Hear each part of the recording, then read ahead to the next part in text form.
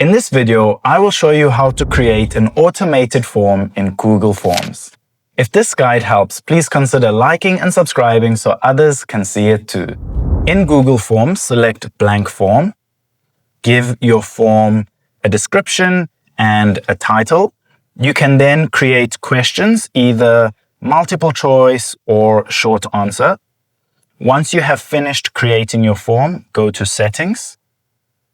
Under Responses, select Responder Input for Collect Email Addresses.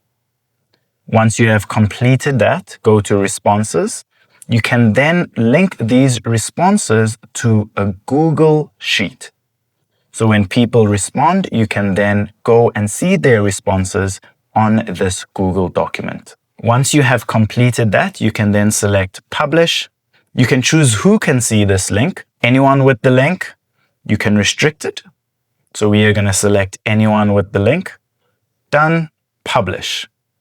Once it has been published, we can copy the link and send it out.